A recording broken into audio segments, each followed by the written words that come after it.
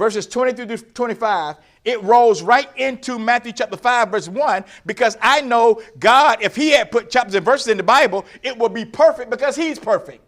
And he would not split a chapter and verse and divorce a context with a chapter being in the middle. God would not do that. He's perfect.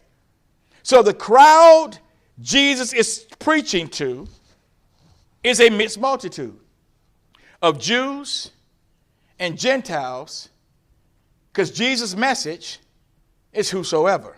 Now I want you all to notice me in Matthew chapter 5, verse 31. Get into our question. Jesus says to Jews and Gentiles, furthermore, it has been said, whosoever divorces his wife, let him give her a certificate of divorce. Now, church, hold up, stop, watch this. You got to be honest. We have to be honest. I have to be honest. Let's be contextually and biblically clear. The Gentiles that's here listening to this may not and is not familiar with the Mosaic Law. They're not. They don't know anything about the Mosaic Law. They have no clue about, furthermore, it was said. Jesus talking to people who were familiar with the Mosaic Law. Y'all following now, right?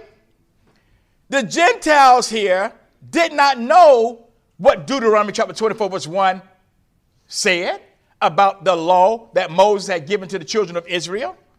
And just like some of us who were reared in a denominational church, watch this, hold up, watch this, it's going to make sense.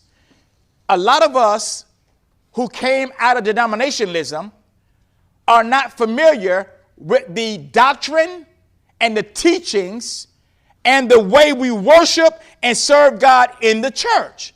So when we were in the world, we were worshiping God, we were serving God in a way that was ignorant to what God commanded. But when we were added to the church, that ignorance had to turn to correction, and we had to change the way we were worshiping because our worship was in error. It was vain worship because we were doing things against the will of God.